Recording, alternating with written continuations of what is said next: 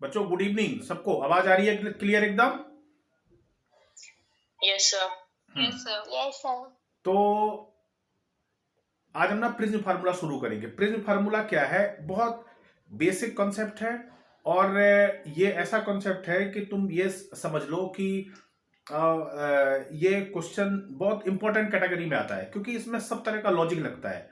आप देसी दिमाग का भी आप लॉजिक लग जाता है, सिंपल डेरिवेशन आ गया, कुछ क्रिटिकल थिंकिंग भी इसमें यूज हो जाती है, हायर ऑर्डर थिंकिंग स्किल्स के सवाल ही बन जाते हैं, कॉम्पिटिटिव लेवल के क्वेश्चन ही बन जाते हैं, तो बहुत तरह के सवाल बनते हैं। तो सिंपल आज का जो टॉपिक है उस पर हम फोकस करते हैं और इसको हम 2-3 सेगमेंट्स में डिवाइड करते हैं, ठीक है? तब पूरा करेंगे। तो बच्चों सबसे पहला जो टॉपिक है, सुन रहे हैं सब लोग बच्चों? Yes sir. हाँ, yes sir. That is known as prism formula. ठीक है बच्चों, प्रिज्म फार्मूला। प्रिज्म फार्मूला को कभी कभी कोई इसको रिफ्रैक्शन फार्मूला के नाम से भी जानता है। सो और करके इसको refraction formula, refraction by prism formula, ठीक है? ये नाम से भी कुछ लोग जानते हैं, कुछ और नाम से भी जानते हैं, रिलेशन डिराइव करो। तो ये है क्या? सबसे पहले तो आपको प्रिज्म के बारे में पता है कि प्रिज्म क्या चीज है। प्रिज्म क्या आप जानते हैं कि एक 3D शेप होता है जिसमें क्या कहते हैं, ऊपर एक प्रिज्म एंगल बना होता है लाइक दिस। देखो सबसे पहले मैं इस डेरिवेशन को करने से पहले प्रिज्म इंट्रोड्यूस करता हूं कि प्रिज्म क्या चीज है। ठीक है बच्चों, सुनो प्रिज्म क्या है। तो अगर आप प्रिज्म की बात करें तो प्रिज्म एक 3D शेप है, 3D शेप है और बहुत फेमस डिवाइस है, आपने क्लास 10th में भी देखा होगा। लेकिन बहुत सारे बच्चे ये नहीं जानते कि प्रिज्म करता क्या, बहुत कंफ्यूजन है इसमें। कुछ लोग कहते हैं कि प्रिज्म लाइट को डेविएट करता है, this is deviation of light. कुछ ये कहते हैं, क्या ट्रू है? कुछ कहते हैं कि लाइट प्रिज्म डिस्पर्जन करता है, डिस्पर्जन ऑफ लाइट, ये भी है। और no more refraction of light तो इसमें शामिल है ही है। बोलो बच्चों, रिफ्लेक्शन ऑफ लाइट। तो बहुत कंफ्यूजन है कि ये समझते नहीं बच्चे। अब है क्या चीज? जैसे डेविएशन की बात करें तो पाथ डेविएट होना है, बेसिकली लाइट के पाथ को डेविएट होना है, लाइट के पाथ को डेविएट होना है। और अगर हम बात करें डिस्पर्जन की तो लाइट जो है स्प्लिट हो जाती है, किसमें बच्चों? सुनो, स्प्लिट इनटू, सुन रहे हैं सब लोग? सुन नहीं रहे हो? 7 colours, split into the 7 colours, ठीक है? और अगर हम बात करें रिफ्रैक्शन की, so it's normal bending phenomena है, this is what bending of light. तो वो तो सभी रिफ्रैक्शन में होता है, चाहे कोई सा भी रिफ्रैक्शन हो, सभी में होता है। ठीक है बच्चों, बोलो। Yes sir. ठीक है, तो प्रिज्म तीनों काम करता है ये। अब इसके अलावा, अब मैं इसको साफ कर दूं बेटे? Sir 1 minute. हाँ ठीक है, लिख लीजिए आप।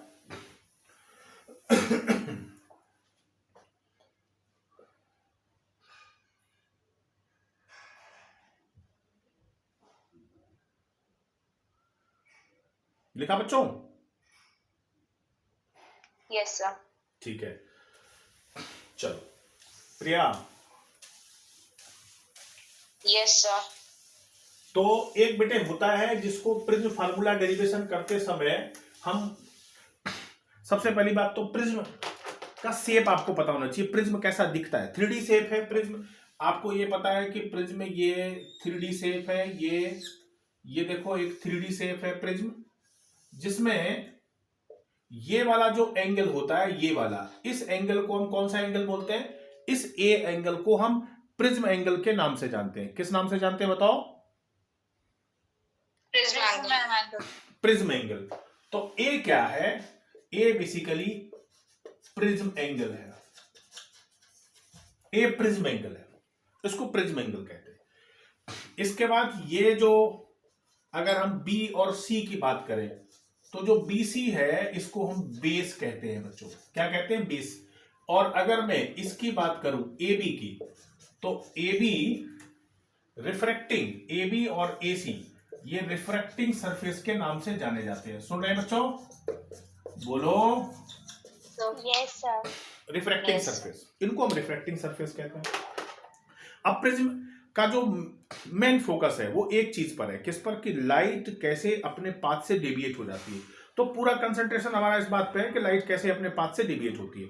तो हम डेविएशन पर डिस्कशन करेंगे। तो देखो, डेविएशन किसका होगा? डेविएशन तभी होता है जब लाइट हम सिंगल कलर की लेंगे। अगर व्हाइट लाइट लेंगे तो डेविएशन तो होगा ही होगा, साथ में डिस्पर्जन भी होगा, मतलब वो 7 कलर में स्प्लिट भी हो जाएगी। तो अगर आप सिर्फ डेविएशन की बात करते हैं, single deviation, no dispersion, then you have to select only single color light, single frequency, single wavelength, or you can say monochromatic light। कैसी लाइट लेनी होगी बताओ? मोनोक्रोमेटिक लाइट, सिंगल कलर की। सुन रहे हैं बच्चों?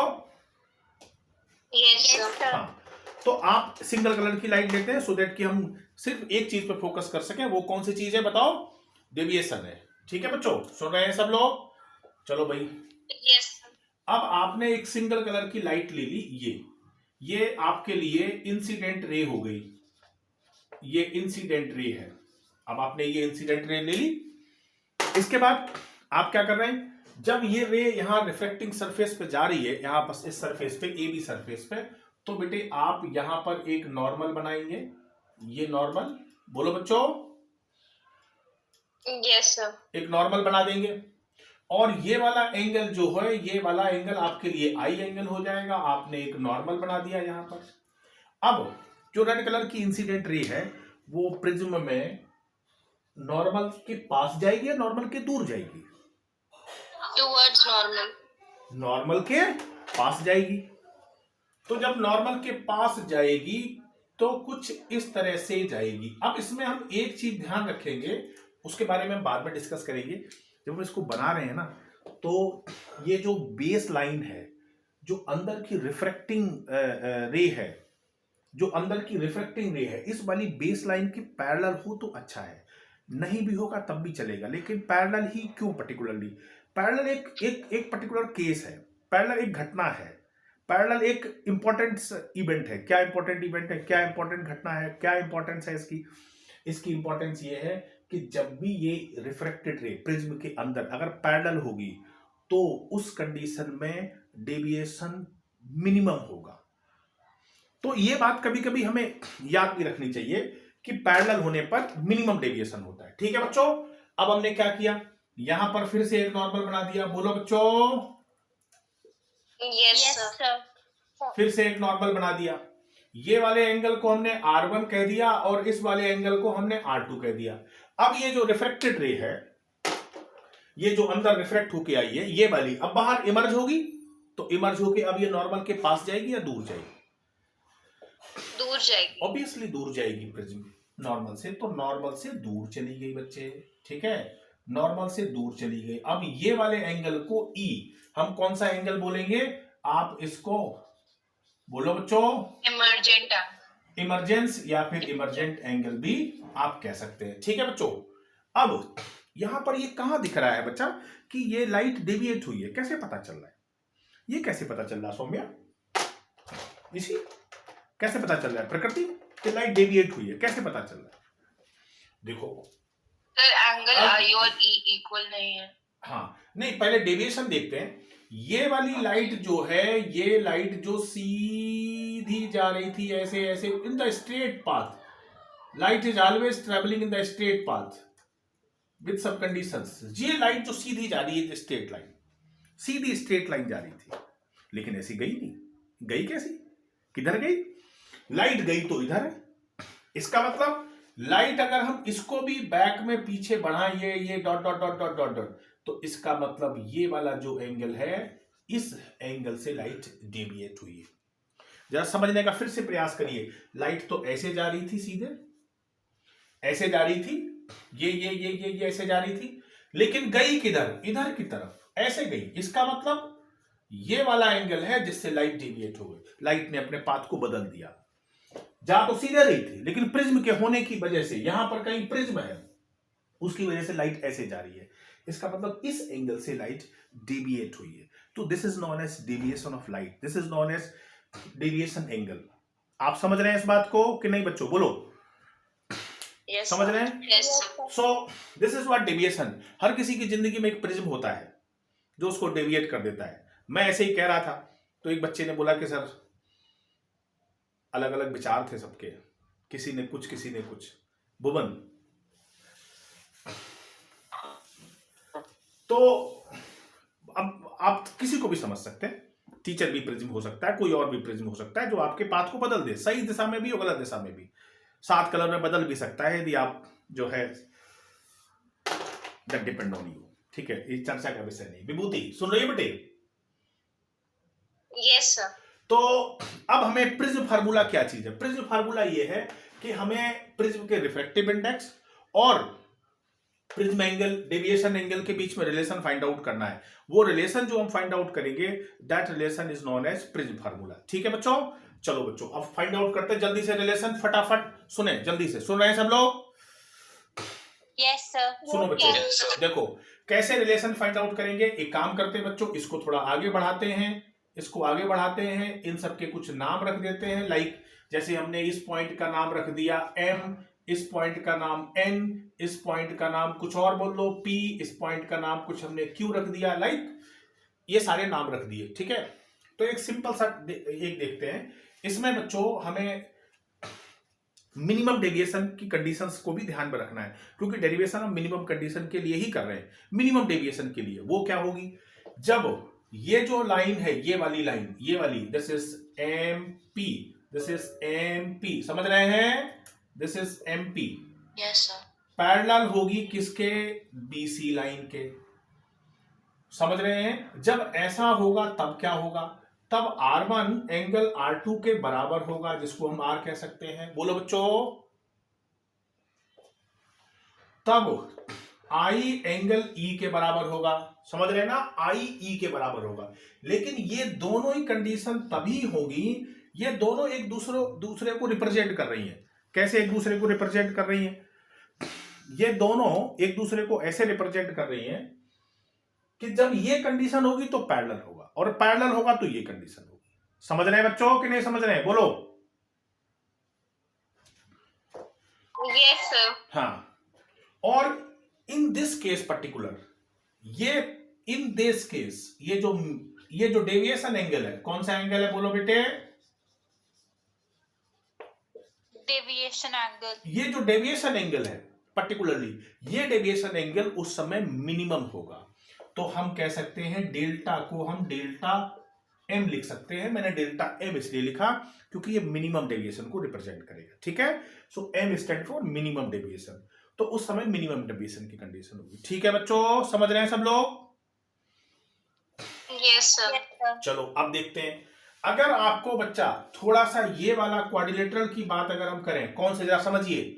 M, बच्चों ध्यान दो इधर, M N, सुन रहे हैं? P Yes, A, sir. MNPA, MNPA बड़ा सा क्वाड्रिलेटरल है। देखिए MNPA, this is MNPA, right? AMN, समझ रहे हैं सब लोग? Yes. तो बेटे क्वाड्रिलेटरल की एक प्रॉपर्टी है, प्रॉपर्टी ये है कि इसमें दो अपोजिट एंगल का सम, लाइक एंगल A, रुसेल, angle A plus angle N का जो सम होगा वो 180 डिग्री होता है। इन दोनों का सम 180 डिग्री होगा। लाइक इन दोनों का सम, ये वाला एंगल और ऊपर वाले एंगल का सम 180 डिग्री होगा। बोलो बेटे। कायरा सुन रही है बेटे? सुन रहे हो बेटे? Yes, sir. हाँ, वेरी गुड। देखो अब एक चीज और हमें दिख रही है। क्या दिख रही है? जो एंगल एक ट्राइंगल में दिख रहा है, क्या दिख रहा है? M N, this is M N P। इसमें अगर आप देखेंगे तो आपको क्या दिख रहा है? जरा दिखाओ, बताओ क्या दिख रहा है बेटे? इसमें आपको दिख रहा है, क्या दिख रहा है बोलो? Angle R1 plus angle R2 plus angle N, इन सम का सम भी 180 डिग्री होगा। बोलो भाई, इसमें किसी को डाउट है? इस No, लाइन sir. में किसी को No, डाउट sir. है? बोलो। नहीं है? नहीं है। तो इन दोनों इक्वेशन से हम एक चीज समझ सकते हैं। मैं इसको तो साफ कर देता हूं, जरूरत नहीं है अभी इस चीज की। बोलो बेटे, जरा देखो इन दोनों से हम क्या समझ सकते हैं। इक्वेशन 1 और इक्वेशन 2 से सुन रहे हैं बच्चों? Equation Yes, sir. 1 और इक्वेशन 2 से क्या समझ सकते हैं कि एंगल ए, बोलो बेटे, एंगल ए किसके बराबर है? Angle R1 plus angle R2। कैसे?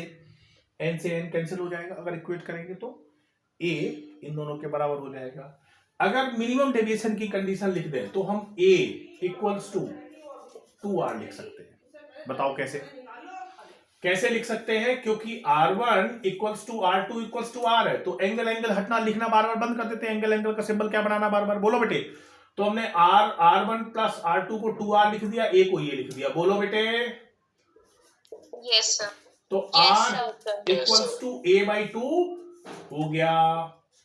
ये हमने कह दिया इक्वेशन 3। अब हम बिल्कुल सही जगह पहुंचने वाले हैं, डेरिवेशन के बिल्कुल करीब, और बात हमारी समझ में भी आ रही है कि चल क्या रहा है। ये बहुत अच्छी बात है। समझ में आ रही है बेटे कि नहीं आ रही है? बोलो। देखो, Yes, sir. Very good. अब जरा सुनिए, अब बहुत ही आसान है। अगर मैं बेटे इस एंगल को, थोड़ा डरना मत, समझने की कोशिश करना, ये बहुत आसान सी चीज है। सुनिए, ठीक है? इस वाले एंगल को मैं अगर θ1 कह दूं, इसको θ2 कह दूं, सात्विक, ठीक है? Yes, sir. तो बेटे एक ट्राइंगल को आप ध्यान से देख रहे होंगे बच्चा, M N Q, M N Q, M N Q, देख रहे हैं? बोलो। Yes, sir. Sir, MPQ. M P Q, हा, तो बिल्कुल ठीक कह रही हो। M P Q, M P Q, N कहां से हो गया? M P Q, right? बोलो। सो θ1 θ2 डेल्टा के बराबर हो जाएगा। एक्सटीरियर एंगल प्रॉपर्टी, θ1 θ2 डेल्टा के बराबर हो गया। बोलो बेटे। अरे Yes, कुछ sir. तो बोलो, हाँ या ना। वेरी गुड, ठीक है। अब θ1 किसके बराबर है? समझना, मना मत करना कि नहीं समझ में आया, और मना ना आए तो मना कर देना। आई ये है और ये पूरा एंगल आई है, पूरा एंगल आई है। तो θ1 किसके बराबर हो गया? आई माइनस R1। बोलो बच्चों, θ1 आई Yes, sir. Minus R1। बोलो, समझ में आई बात तो सबको? Yes. Yes, sir. ओके प्रकृति। और θ2 किसके बराबर हो गया? E minus R2, this is delta. प्रकृति आई है बेटे? आवाज नहीं आ रही तुम्हारी? Yes, sir. हाँ, तो E माइनस R2, राइट? ये भी समझ में आ गया हो। लेकिन अगर हम इसमें मिनिमम डेविएशन की कंडीशन लगा दें, डेल्टा मिनिमम होगा, तो आपको समझ में आ गई बात। क्या समझ में आ गई? देखो, ये समझ में आ गई कि I plus E minus R1 plus R2 delta, condition लगाई हमने, I और E दोनों एक दूसरे के इक्वल हैं, तो हमने इसको 2i लिख दिया। बोलो बेटे, समझ रहे हैं बात को कि नहीं समझ रहे हैं? Yes, Yes, sir. sir. और बेटे Yes, sir. इसको हमने क्या लिख दिया? 2r, this is delta m। अब डेल्टा नहीं लिखा, अब डेल्टा m लिखा, अब डेल्टा m लिखा, क्योंकि मिनिमम कंडीशन हम ला रहे हैं, ठीक है? सो 2i बेटे, अब जरा और समझना, 2i, क्या 2r को a नहीं कहा है मैंने? बोलो। Yes, sir. So a equals to delta m, so 2i equals to delta m plus a। बेटे इससे i भी आ गया। क्या आ गया i? जरा बताओ, बोलो बोलो बोलो। a plus delta m by 2। सुन रहे हैं सब लोग कि नहीं सुन रहे हैं? Yes, sir. और जब आपने इतना पता कर लिया कि आई की वैल्यू कितनी है, मैं आई की वैल्यू, अगर आप नहीं दिखाई दे रहा होगा तो मैं कहीं और लिख दूं बेटे। यहां देखो, आई हमारे पास आया था a plus delta m by 2। तो हमने देखो अब दोनों ही पास पास पास पास लिख लिए, ये r हो गया और ये i हो गया। और आपको पता है प्रिज्म फार्मूला रिफ्लेक्शन फार्मूला है। प्रिज्म फार्मूला कोई बड़ी चीज नहीं है, सिंपल। अगर हम स्नेल्स लॉ लिखें तो स्नेल्स लॉ क्या कहता है बेटे? बताओ। स्नेल्स लॉ कहता है, बोलो बोलो बेटे बोलो। स्नेल्स लॉ कहता है mu equals to sine i upon sine r, sine i upon sine r. बोलो। Yes, sir. Yes, Yes. sir. और अगर आप ऐसा कहते हैं, बस आपको कुछ नहीं करना है, आई की वैल्यू रखनी है, आर की वैल्यू रखनी है, इसके बाद जो फार्मूला रेडी होगा बेटे, sine i, this is A plus delta m by two divided by sine A by two. This formula is known as, बोलो, प्रिज्म फार्मूला. हो गया डेरिवेशन. मतलब मैं अगर चाहूं तो आपके लिए प्रिज्म फार्मूला यहां लिख सकता हूं, mu equals to sine A plus delta m by two and sine A by two. Now this is prism formula. This is generalised formula which is known as prism formula. बात समझ गए बच्चों? बोलो, एकदम क्लियर? तो मुझे एक बात बताओ, यहां तक किसी बच्चे को कोई कंफ्यूजन तो नहीं है? क्लियर है? सर ये थोड़ा साइड वाला नहीं दिख रहा. हाँ, दिख जाएगा. बताओ पहले, कोई कंफ्यूजन तो नहीं है बच्चों? सर मेरे को ये पूछना था सर कि हाँ. Sine theta equals to theta नहीं होता इसमें? Sine theta equals to theta, what is theta 1 theta 2 और सेइंग? नहीं सर, वो एंगल जब स्मॉल होता है तो एंगल स्मॉल है इसमें भी. इसमें हाँ, ये sin अच्छा, theta को दिस theta वन लिख यू आर सकते सेइंग थीटा, स्मॉल एंगल्स की बात कर रहे हैं? Yes yes sir, yes. हाँ, विच इज नॉन एज तनिष्क small thin prism. So that is the philosophy of thin prism. अभी हम जैसे ही इसको फिनिश करेंगे, थिन प्रिज्म पे आ जाते हैं फटाफट. तो पहले इतना समझ लो, यू आर करेक्ट. अभी हम थिन प्रिज्म में आएंगे, तब हम एक अप्रोक्सीमेशन करेंगे. So we will do that approximation after finishing this one. ठीक है? So this is simply known as prism Okay, sir. Formula. ठीक है? सो अगर आपने नोट कर लिया हो तो मैं साफ करूं, then coming on the thin prism. बस एक मिनट सर. बिल्कुल बिल्कुल, आप नोट कर लीजिए. ठीक है बच्चों? सो this is the prism formula. Thank you.